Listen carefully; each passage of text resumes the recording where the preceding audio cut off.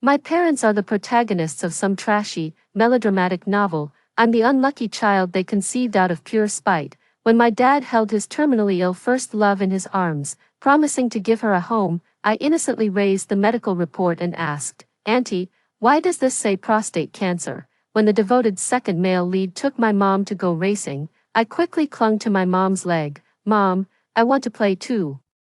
So the three of us ended up sitting together on a kiddie ride by the street. While my mom went to get change, the second male lead glared at me through gritted teeth. "Here's $5. Why don't you go play by yourself?" I shook my head. "Uncle, you're way too stingy. My dad's first love gave me 500,000 just to see him once." The second male lead fell into awkward silence. Just as I was feeling smug, my mom's eerie voice came from behind. "Lucy. So the money you used to buy me that gift last time came from this." I opened my eyes. I had transmigrated into a book, becoming a 6-year-old girl. I had an award-winning actress for a mother and a father whose wealth rivaled nations, no malicious fake heiress, no scumbag dad or wicked mom. As the only child, I enjoyed the undivided love of the whole family. My mom would take me to meet my favorite celebrities and gently braid my hair into pretty styles. My dad would buy an entire amusement park for me and let me doodle all over his face. I thought the heavens had finally smiled upon me, letting me live a life of effortless success. But the next moment, I witnessed my parents arguing with my own eyes. The wedding photo frame lay shattered on the floor, my father's face icy as he accused my mother of dating another man. My mother, eyes red, sneered that my father never loved her, only his first love. The two of them tore into each other. Their faces screamed, "If we're really a couple, come at me." This overly dramatic plot finally made me realize, turns out, I've transmigrated into a cliché, angst-filled novel. The gist of the novel's plot is, my parents married through a business alliance, but due to various misunderstandings and the interference of malicious supporting male and female characters, they harbored deep misconceptions about each other. It wasn't until the grand finale when they encountered a car accident on their way to divorce. My mother passed away, and my father was left disabled, confined to a wheelchair for life. Only when separated by death did they realize they had loved each other all along. Just thinking about this ending fills me with both fear and sorrow. They are the two people in this world who love me the most. They also love each other, but their love is hindered by the plot and misunderstandings. I don't want either of them to leave me, so I'm going to help my dad and mom clear all obstacles so they can have a perfect love story. After making up my mind, I realized an even bigger problem. By the time I traveled back in time, the plot was already nearing its finale. My dad and mom had already signed the divorce papers. The cooling-off period for divorce is only 30 days. I must rewrite the bad ending within these 30 days. Divorce countdown, day 25. I came home from kindergarten. Just as I opened the fingerprint lock, I heard a fierce argument coming from the living room. "Lucas, have you no shame? The news about you accompanying Bella for her prenatal checkup in the U.S. is trending." My dad replied impatiently, "I already told you, I was just accompanying her for a checkup." That day, I happened to pass by the obstetrics department. My mom sneered, "Right? And you just happened to pass by the hotel when you checked in with her. She didn't eat before her checkup.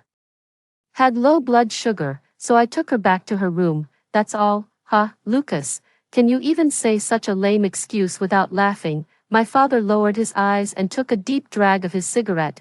Amid the thick smoke, his face was visibly irritated. "Wendy," I explained, "if you don't believe me, there's nothing I can do." "Okay." My mother's eyes turned red. "Lucas, you bastard." She grabbed the wine bottle from the table, gnashing her teeth. "And okay, if I told you to eat shit, would you say, okay, too?" My dad was about to get his head bashed in by my mom. I quickly pushed the door open and shouted, "Mom, Dad, I'm home." My words worked like a charm. My mom froze mid-swing. The scene suddenly fell into silence. 3 seconds later, my dad frantically rushed to the ashtray to stub out his cigarette.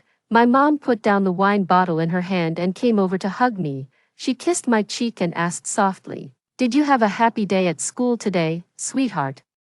My dad stood in the distance, frantically waving his hands as if electrocuted, trying to shake off the smell of smoke, while squeaking in a high-pitched voice to praise me. "Wow, our little princess looks so beautiful in this dress." I grinned at them, but in reality, my heart ached with bitterness. I don't know if it's fortunate or unfortunate. Now my parents don't love each other at all, but both of them love me very much. My dad and mom chatted with me for quite a while. One asks me what good friends I made today, the other asks me what I had for lunch. The atmosphere seems friendly, but in reality, they only talk to me, treating each other like air. I obediently answer. Inside, I was anxious, not knowing how to ease the tension. The next moment, my dad's phone rang. I couldn't tell what the person on the other end was saying. My dad quickly hung up the phone and patted my head. I have some things to take care of, Lucy. Be good at home and listen to your mom. As he spoke, my dad glanced at my mom again. He cleared his throat slightly and said somewhat awkwardly, "Don't wait for me to have dinner together tonight." After saying this, my dad strode out the door without looking back. Seeing this, my mother smiled silently. Her expression carried a hint of sorrow. I knew my mother must have thought my father was going to see that Bella, but this time, it really wasn't the case. My father genuinely went for work. Sigh. I don't know why the male leads in angst novels never learn to speak up, and now this kid has to be his mouthpiece. While mentally complaining, I shook my mom's hand, casually speaking up. "Mom, I just saw it was Uncle Leo the secretary calling. Dad has to go to work at the company so late. How exhausting." My mom froze for a moment. Really? Really? I nodded vigorously. "Mommy, don't be sad, even though Daddy went to work. Lucy will stay with you." I wanted to comfort Mom, but for some reason, my mom's tears suddenly streamed down her face. I panicked. "Mommy, our Lucy is not only sensible and well-behaved, but also a heartwarming little sweetheart." My mother's eyes were dull and lifeless. "You're the best and most wonderful baby, but Mommy is a bad mommy who can't give you a happy and beautiful family."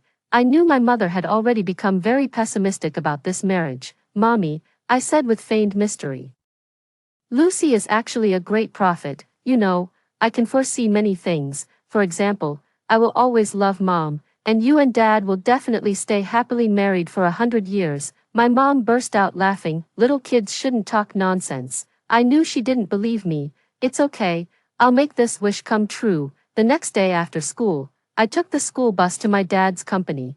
The door to the CEO's office was tightly shut. When Secretary Leo saw me, his expression was both panicked and strange. "Why, young mistress, what brings you here?" "Mr. Lucas is busy," he said no one is allowed to disturb him. Just two short sentences, yet Uncle Leo stumbled through them. Clearly, something's fishy. I was feeling puzzled when suddenly I heard a woman's sobbing sound coming from inside the office. The sound was thin and drawn out. In an instant, I froze on the spot. Her small hands clenched into tight fists. No way. Could it be that my dad actually cheated? A cheating scumbag is absolutely unacceptable. If that's really the case, even if he's my biological father, I won't help him mend things with my mom. I stomped my short little legs angrily toward the door. Bang! The door was flung open with all my might. At the sight inside the room, I was dumbstruck. There was, surprisingly, no adult-rated scene inside the house. A woman sat on the sofa, sobbing softly. Used tissues were scattered all over the floor. My father, fully dressed, sat behind the desk, resting his head in his hand, looking weary, clearly suppressing impatience. Seeing me walk in, they both froze for a moment. "Lucy," my dad sounded surprised. "What brings you here?" I hadn't even spoken yet when the woman raised her head, her swollen red eyes curving as she gave me a fragile smile. "Oh, is this Lucy? She looks so much like your father. How wonderful." Her perfume was so strong it made me sneeze uncontrollably. If I remember correctly, this woman in the white dress is Bella, my father's first love in this story. She appears innocent and pitiful, but in reality, she's a complete green tea bitch. She falsely claimed credit for my mom saving my dad when they were kids, then tried to use that favor to force my dad into marrying her. After learning my dad had already married my mom, she kept faking various illnesses to gain my dad's sympathy. All those rumors about my dad and her were entirely orchestrated by herself, with the sole purpose of breaking up my parents' marriage so my dad would divorce and marry her. At this moment, Bella's eyes darted, and she turned to look at my dad again. "Lucas, my test results are out. I have cancer." She covered her mouth with a tissue, on the verge of tears. it's already terminal. I think there's no point in treatment anymore. For this last period, I just want to stay by your side, Lucas. Though I can't marry you in this lifetime, I would have no regrets if I could leave this world in your embrace. The woman's voice was filled with sorrow, her demeanor utterly broken. It was impossible not to feel pity for her. Seeing a flicker of emotion in my father's eyes, my internal alarms went off. I hurried over and threw myself into my dad's arms. Dad, I'm hungry. When are we going home to eat? Hearing this, my dad quickly said, we'll go home right now. I thought I could finally avoid Bella's emotional manipulation. I didn't expect Bella to start sighing again. Sigh, I really adore little girls, but unfortunately, I'm unlucky, never married, no daughter. Lucas, bring your daughter to visit me more often these days. That's my only wish. I touched my face. The abacus beads are practically bouncing off my face. Unfortunately, my clueless CEO dad would immediately beam with joy whenever someone complimented how cute I looked. He nodded and said, since you like Lucy, I'll bring her to see you often. A happy smile bloomed on Bella's lips. She bent down again and gave me a kind smile. Lucy, Auntie heard you like sweets, but your mom won't let you eat too many. It's okay, whenever you want some, come find Auntie. I'll make cakes for you. My little cakes are really delicious. If she'd said this to an actual child, they probably would have naively agreed. Unfortunately, I was not. I blinked and said brightly, Auntie, I'm just young, not stupid. Playing the emotional card with me won't work. Besides, my mom disciplines me for my own good. Please stop trying to drive a wedge between us. Just then, Uncle Leo pushed the door open and placed a cup of tea in front of Bella. He said politely, Miss By, green tea. That's so ambiguous, and too fitting for the occasion. Bella's face instantly turned green. I couldn't help but burst out laughing. My father cleared his throat lightly and patted my head with slight reproach. Lucy, don't say that. Aunt Bella just wanted to be friendly with you. I asked bluntly, Aunt Bella, are you a transvestite? Bella froze for a moment, her eyes welling up with tears. Sweetheart, why would you ask that? Don't you like Auntie? Sobs, but Auntie really likes you and wants to be friends with you. My dad looked somewhat awkward and quickly pulled out a few tissues to hand to Bella, apologizing on my behalf. Lucy has been spoiled by her mom and me since she was little, so she speaks her mind. Please don't take it to heart.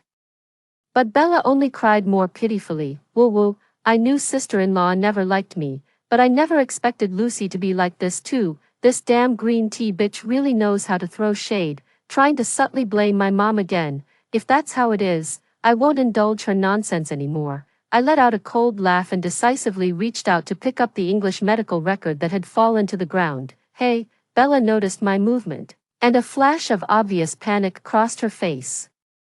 She stopped crying and reached out to snatch it back, but luckily, I was quick to react. I turned my back and swiftly flipped through the pages, my eyes darting over each word. Finally, I found it. I sighed in relief inwardly, then raised that page of the medical record high and asked with a smile, Dad, since Aunt Bella is a woman, how could she get prostate cancer? Fortunately, I had read the novel beforehand and knew Bella never had any cancer at all. That medical record was just something she bought for $50 from someone outside an American hospital. Her English wasn't good, and she had no understanding of these profound medical terms, so she didn't bother to read them carefully, nor did she realize that this type of cancer had absolutely nothing to do with her. The room instantly fell into silence. Bella opened her mouth, but couldn't utter a single word. Considerately, I handed the medical record to my father.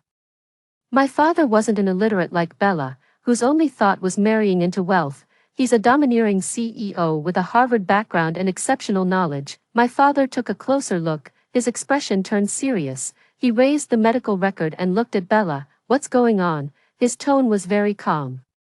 He wasn't angry, just waiting for an explanation, but Bella clearly had poor psychological resilience, her face turning pale with fear. She whispered hesitantly, Lucas, I don't know what happened. The medical records the doctor gave me were like this. I think they must have made a mistake. My dad calmly interrupted her. Then I'll go with you to the hospital for another checkup. No, there's no need. I have things to do. I'll call you when I need to go to the hospital. My first love grabbed her bag and ran off in a flustered panic. As she passed by me, She gritted her teeth and muttered under her breath, utterly devastated, "Damn unlucky brat, pa, ruined my perfect moment." I heard it loud and clear, but I couldn't be bothered to argue with her. After all, my dad had already seen through her true colors, so I just shook my head and sighed sorrowfully. Sigh. There's one more person in this world who calls me an unlucky child. I saw Bella running away.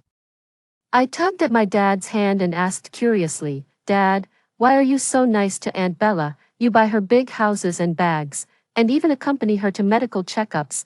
My dad patted my head and explained gently, "Because Aunt Bella saved me. Dad is repaying kindness with gratitude. That scar on her wrist was left when she saved me back then, but that scar doesn't prove anything," I secretly told him. "Mom has the exact same scar on her hand too. Except my mom always thought that scar was ugly, so she's been wearing a bulky men's watch to cover it up." "What did you say?" My dad suddenly widened his eyes. He leaned down, gripped my shoulders, and stared intently into my eyes. "Lucy, you're not lying." "Humph. Lucy was raised well by mom and would never lie like that, Aunt Bella." I pouted. "Dad, if you don't believe me, just go home and look at mom's wrist." Yes, exactly." My dad nodded emphatically. "Lucy is so clever." He leaned back into his executive chair, his expression a mix of 3 parts confusion and 7 parts excitement. "No wonder she never liked wearing jewelry. It turns out the person I've been looking for might have been wrong from the very beginning." My father muttered to himself for a long time, as if suddenly remembering something. He raised his hand and pressed the call button. A moment later, Uncle Leo walked in. "Mr. Lucas." My dad instructed Uncle Leo to reinvestigate what happened back then. After giving his orders, my dad finally turned to look at me. His tone was very serious. "Tell me, why didn't you come straight home after school today? Didn't Daddy tell you that a little kid like you shouldn't wander around?" "Because I wanted to bring you home with me. Our family of 3 hasn't had a meal together for days," I said. "And Mom was really upset after she argued with you that day." A trace of gloom flashed through my father's eyes. He let out a bitter laugh. "Your mother doesn't like me. Why would she be upset for me?" I widened my eyes. "How is this possible?" My father remained expressionless as he pressed the remote control on the table. The TV screen lit up, but the opening wasn't the financial news channel. Instead, it was an entertainment program. The host was enthusiastically narrating in a Taiwanese accent about the entertainment news of my mom dating a top idol. I was dumbfounded. My dad sneered and pulled open the drawer again. It was filled with gossip magazines. Every cover features candid shots of my mom dining, strolling, or toasting with different male celebrities. Each of them is incredibly handsome. My mom is amazing, a total queen of the sea. As I was silently marveling at this, I heard my dad's melancholic voice again. "Look how your mom's smiling, like a blooming rose." My dad said this while lifting those magazines, making them rustle and snap loudly. His tone was full of resentment. "This director isn't even 185 centimeters tall. This male celebrity isn't as handsome as me, and that third-generation rich kid is practically broke, can't even afford a yacht. None of these men can compare to me. I don't know what your mother sees in them." I was just about to comfort my dad, saying that mom was only playing along for the occasion, and that he alone was her eternal harbor, but the next moment, a bunch of cards came fluttering out from between the magazine pages.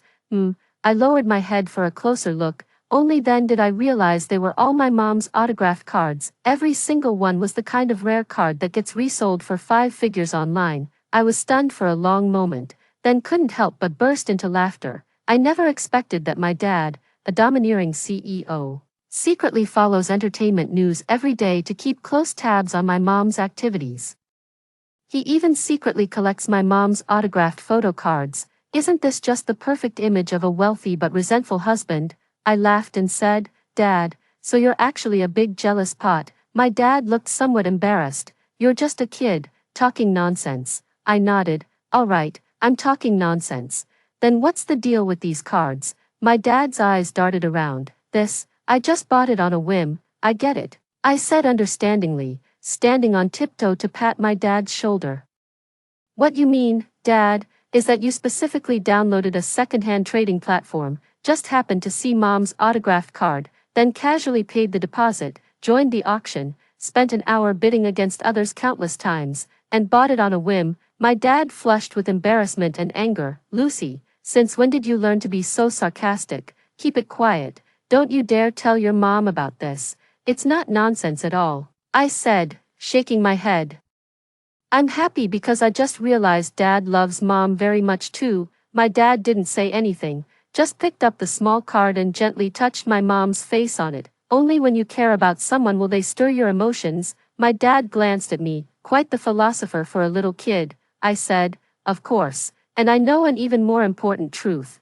Love for someone should be spoken aloud, just like how I tell Mom and Dad, I love you, every day, so Dad should say it to Mom too. Hearing this, my father fell silent, only his gaze grew distant. I know my dad grew up in an orphanage, so he doesn't understand what love is or how to express it. No worries, that's just the standard tragic backstory for a domineering CEO in angst novels. I can guide him slowly. I said, Dad, you should start wooing Mom, or she'll really leave you. Then you'll be thrown into the crematorium of love and end up crying your eyes out. My dad snorted. What? You want me to chase after a woman? I'm a CEO. I wouldn't stoop to such embarrassing behavior. I rolled my eyes. Fine, do you want your pride or your wife? 3 seconds of silence. I heard my dad awkwardly ask me, so, is your mom's favorite flower still the avalanche rose? 23 days left. On my way home from kindergarten, I ran into my dad. He was holding a huge bouquet of roses. Looking somewhat nervous, I almost tripped myself when entering the house because the bouquet was too big and got stuck in the doorframe. Honey, cough, this is for you. My dad lowered his head meekly, speaking sincerely. I've deeply realized my mistake. I shouldn't have gotten so close to Bella. From now on, I'll keep my distance from her, and I'll have her contact Leo for any needs. But you must believe me, nothing happened between us. At this moment, my mom was sitting at the dressing table applying a face mask, seemingly indifferent to my dad's apology. After a long pause, she finally lifted her chin slightly and snorted coldly. Ugly. My dad, crestfallen, hid the bouquet of flowers behind his back. The atmosphere turned awkward. Huddled by the door, I quickly mouthed to my dad, woo her back. Go for it. Encouraged by my words, my dad nodded vigorously. Then, shamelessly, he stepped forward again. Honey, wow. That dress looks amazing on you today. Is it new? My mother gave him a sidelong glance. This dress is just old clothes from years ago. My father choked for a moment, then chuckled again. Really? Oh, I can't tell at all. My wife would look good even in a burlap sack. My mother frowned and finally turned to stare at my father. Lucas, did you inhale gas today or get water in your brain? No way. This is a heartfelt sentiment from the bottom of my heart. Pfft. My mom's eyes and brows were filled with disdain, but after dinner, I saw my mom secretly arranging the bouquet my dad gave her in her favorite vase. Seeing this, I couldn't help but chuckle to myself. Turns out my mom can be a bit of a tsundere too, even though she still kept a cold expression on her face. But at least, it's a good start. 17 days left. My dad and mom's relationship has just started to thaw. Bella hasn't dared to cause trouble recently. I had just glimpsed a glimmer of victory when another uninvited guest showed up. It was one of my mom's suitors, not one of those young heartthrobs from the magazines who were rumored to be involved with my mom, the kind my dad could intimidate or bribe into backing off. This one was a heavyweight White Lotus, the male lead number 2 in this story, my mom's childhood sweetheart, John. He's not full of bad ideas like Bella. He's a wealthy, handsome uncle. The only flaw is his indecisive personality. Even though he knew my mom was already married, he still showed up in front of her from time to time, pretending to be deeply in love. Only when the child was gone did he come to offer comfort. Only when the woman he loved got married did his heart break. What took you so long? I pouted and took a big bite of my ice cream, glaring at John as he talked to my mom. John held up a huge bouquet of red roses arranged in the shape of a heart and said earnestly, Wendy, I hope you have a wonderful day today. These are Italian Valentine roses. I had to go through a lot of trouble to have a friend airmail them. My mom froze for a moment, looking awkward. Thank you. The servants in the villa were stunned, staring at the eye-catching bouquet of red roses. Watching my mother hesitate between accepting or refusing it, I quickly ran over. Mom, I want to eat rose jam. My mother let out a barely audible sigh of relief. Nanny song. Take the roses to the kitchen and make rose jam for Lucy. John froze for a moment, then pulled out another gift box from his pocket. By the way, this is a sapphire crown. I think it would complement your skin tone perfectly. Let me put it on for you. My eyes sparkled with excitement. Wow, it's so beautiful. My mom smiled and said, then let's crown our little princess. My mother gently placed the crown on my head with a tender expression. Oh, the little princess's crown looks so lovely. I touched the crown and giggled, pretending not to notice Uncle John grinding his teeth beside me. By the way, Wendy, do you still like racing cars now? John smiled, his eyes filled with nostalgia. I still remember that summer when we were 17, skipping class together to go play at the racetrack. Who would have thought in the blink of an eye? So many years have passed. My mom chuckled lightly and waved her hand. I haven't played in a long time. My skills are rusty. The weather is so nice today. Let's go relive those memories together. John reached out his hand toward my mom. The next moment, with a smack, I placed my chubby little hand in John's palm. Okay, Uncle, I want to play too. John stared at me, his brow twitching. He opened his mouth, but before he could speak, my mom cut in first. No, Lucy, you're too young to play with race cars. It's too dangerous. I don't care. I don't care. I unleashed the ultimate bratty child technique. Throwing a tantrum, Mom, I want to play with them now. Half an hour later, the three of us arrived at the rocking car by the street, a tacky pleasant goat-themed rocking car, accompanied by a cheerful children's song. John's face darkened. While my mom was away getting change, he glared at me with gritted teeth. How about I give you $5, and you go play by yourself? I shook my head. Uncle, you're way too stingy. My dad's first love gave me 500,000 just to see him once.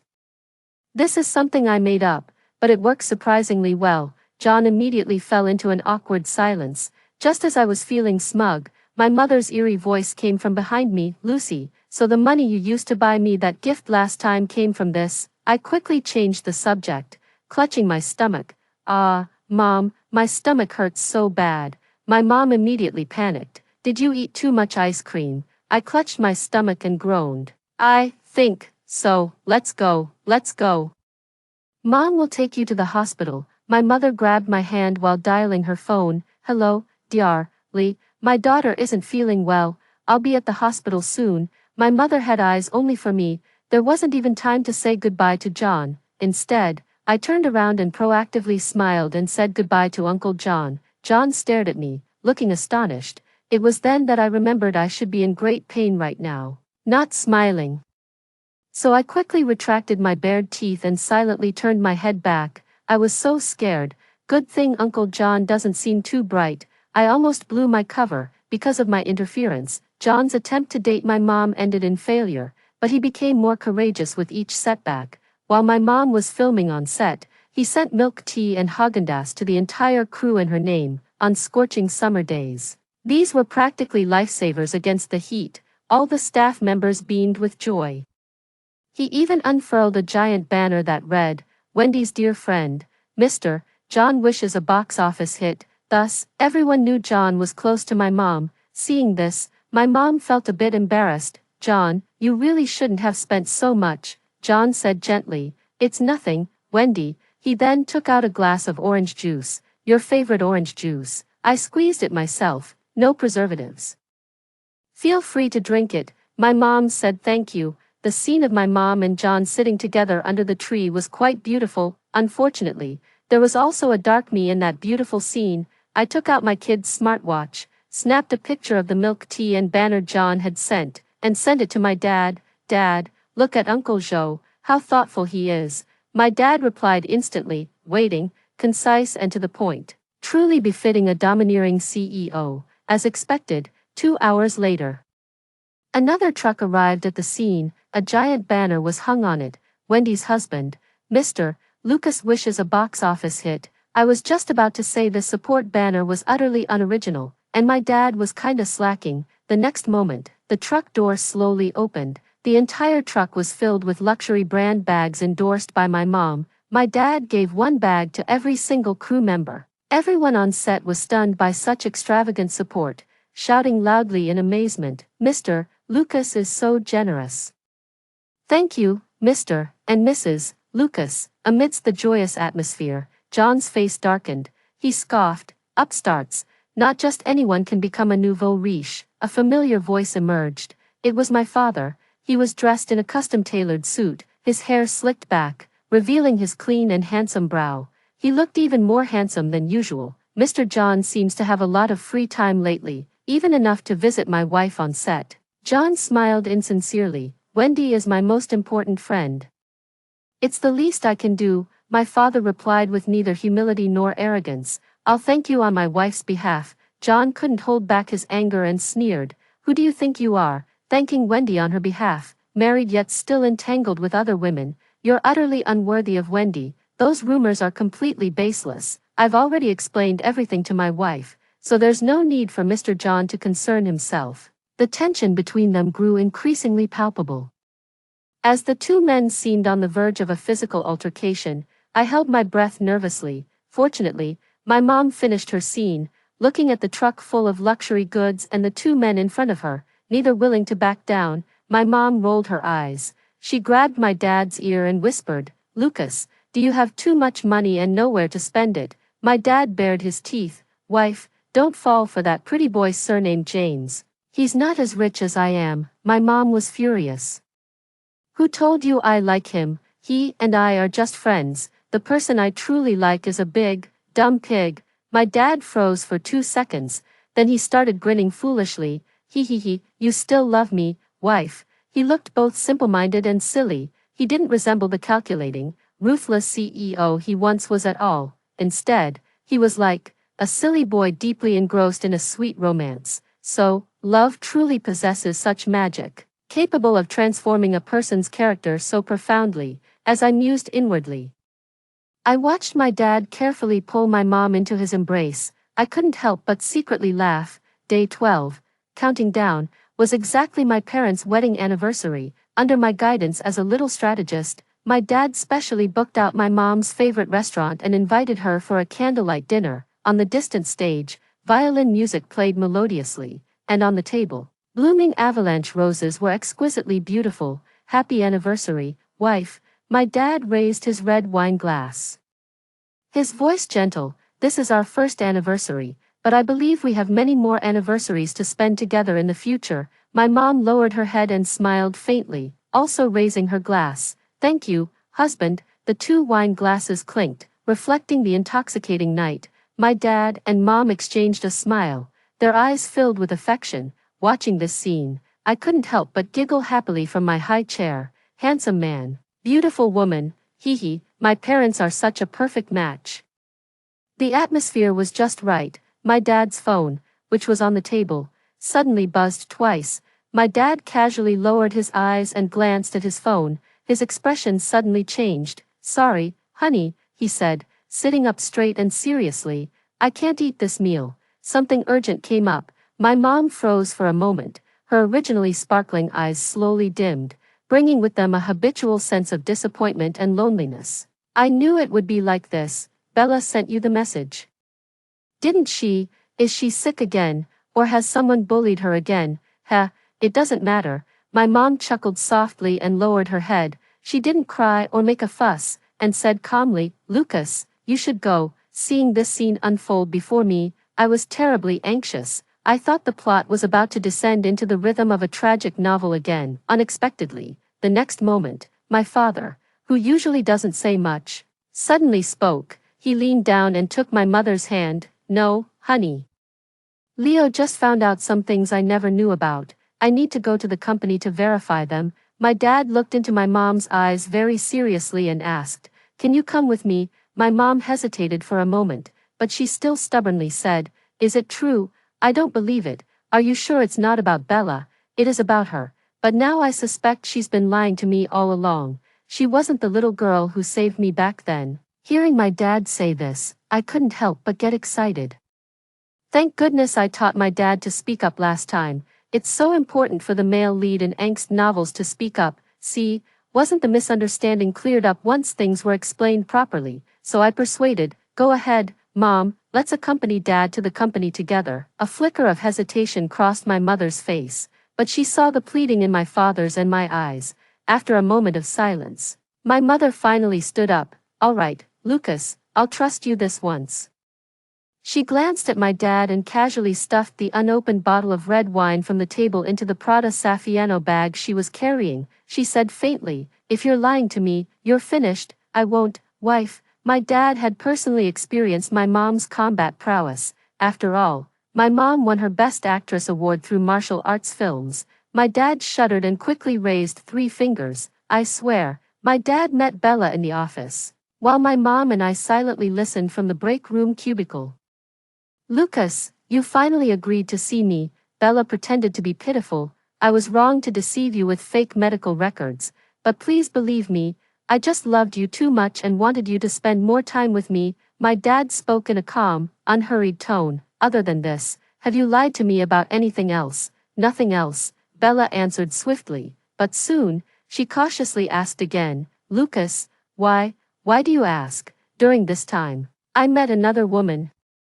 My father's tone was quite hesitant. She has a scar on her hand similar to yours. Bella, can you still recall the details from back then?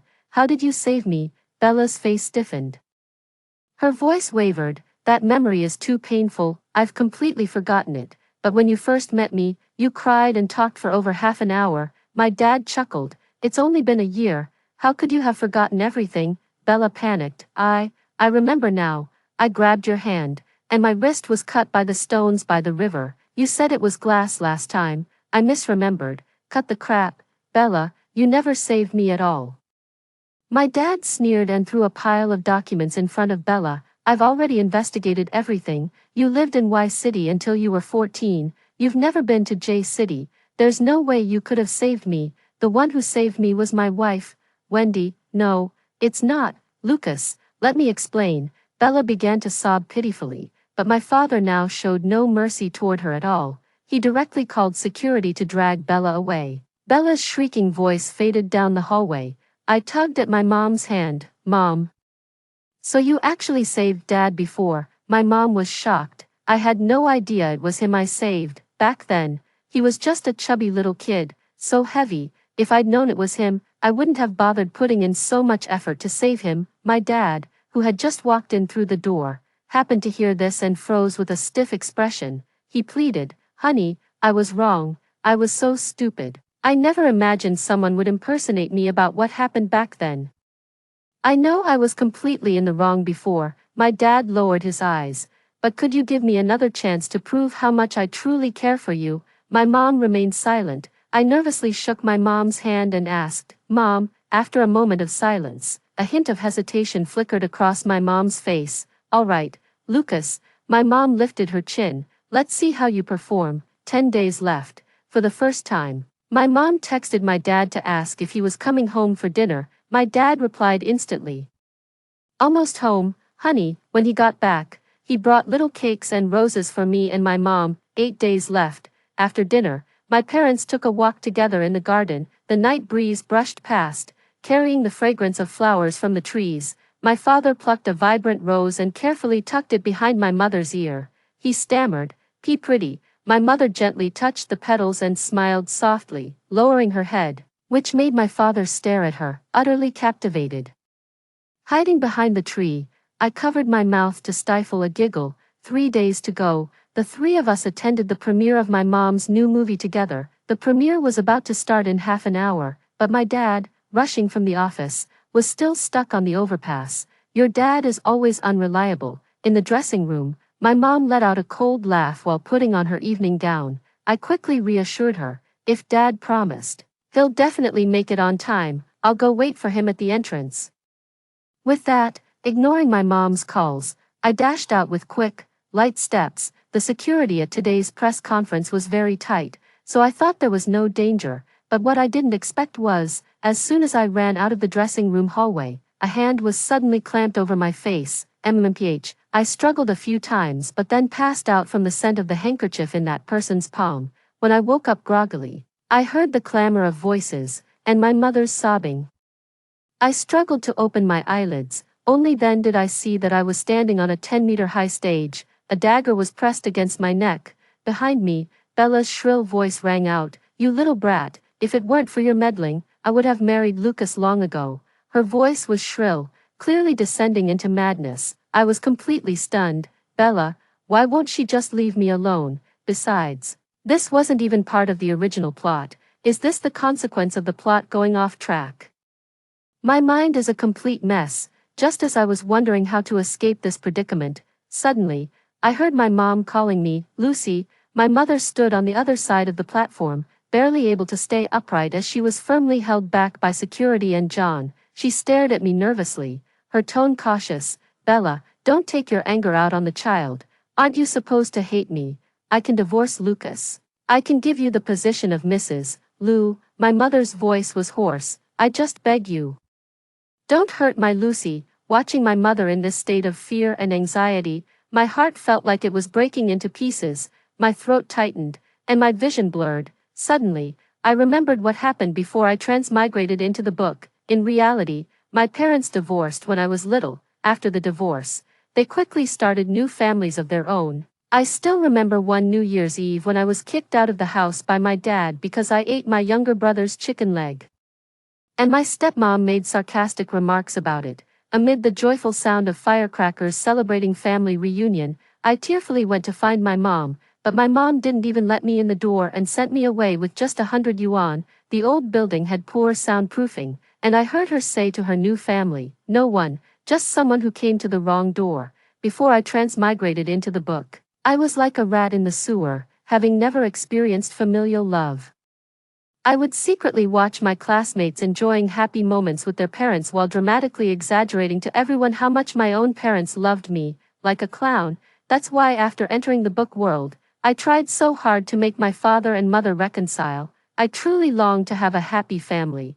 I never expected it either. The familial love I desperately crave would be found in the world of a melodramatic, angst-filled novel. Watching my mother tremble all over, Bella burst into laughter.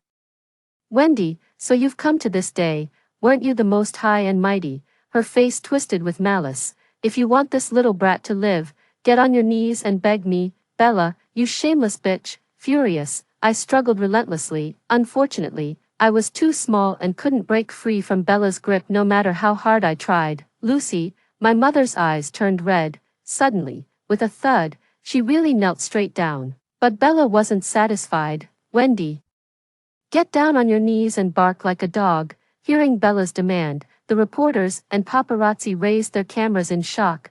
Camera flashes went off as the crowd gasped in disbelief. My eyes reddened as I shook my head, choking back sobs. Let the sharp dagger carve streaks of blood across my neck. No, Mom, Lucy doesn't want to see Mom do this. My mother, who loved beauty so much and was so proud, never bowed her head to anyone. Watching her suffer humiliation for me is more painful than killing me. I can't even imagine what kind of mocking words those reporters would use to send my mom trending on social media. But, yet my mom gave me a gentle smile. She said, silly child, you're my beloved Lucy. For Lucy, Mom can do anything. I couldn't hold back any longer and burst into loud sobs. Seeing this, Bella screamed, who told you to stop? Keep barking like a dog for me. My mom's trembling voice sounded in my ears again. I closed my eyes, unable to bear seeing my mother suffer for me any longer, yet a thought in my heart grew clearer and clearer. This platform was 10 meters above the ground. I made up my mind. I want to perish together with Bella. As long as she, the biggest villain in the entire book, is gone, my mom won't be sad anymore. Then my dad and mom can live a happy life together. Amidst the struggle, I was already prepared to fall off the high platform with Bella. At the critical moment, just as the female antagonist's blade was about to strike, my mother stood up without hesitation and stumbled toward me. Wendy, John roared with bloodshot eyes. No, he rushed forward, reaching out to grab my mother, but he grasped at thin air, true to her background as a martial arts film queen. My mother's combat skills were exceptional. She swiftly pounced forward, pulling me into her embrace and rolling us both aside several times. Amidst a cloud of dust, we barely came to a stop at the edge of the platform. Lucy, are you okay? My mother quickly propped herself up, looking at me with concern. Are you hurt anywhere? Don't be afraid. Mommy will protect Lucy. My mother's forehead was covered in bruises, and her arms were full of bloody scrapes from small stones and gravel. Yet she seemed oblivious to the pain. her eyes fixed intently on me as she continuously comforted me. Suddenly, I felt a lump of sourness rise in my throat. I couldn't help but throw myself into my mother's arms, crying out, "Mom, yes, I'm here." My mother comforted me softly. I was about to say I was fine when I saw Bella behind my mother, wielding a dagger and charging at us again. I widened my eyes. "Mom." At the critical moment, a familiar and broad figure rushed over. Standing between me and my mom, it was my dad. Bella didn't expect my dad to appear suddenly either. She screamed loudly, "Lucas." She seemed to want to pull back, but with a sickening squelch, I still heard the sound of the dagger plunging into flesh. Bella seemed to be stunned, trembling as she let go of the dagger in her hand. "When did you come? Why did you rush forward like that?" She covered her head in disbelief, screaming at my dad. My dad coughed twice, and suddenly, a lot of blood flowed from the corner of his mouth, yet he stubbornly stood between me and my mom, glaring coldly at Bella. "As long as I'm here, you won't lay a finger on my family." Seeing that Bella no longer had the weapon in her hand, the bodyguards on the scene rushed forward and pinned Bella to the ground. The sound of sirens wailed as Bella was taken away. Our family of 3 was placed on stretchers for the medical staff to perform simple bandaging, surrounded by a surging crowd.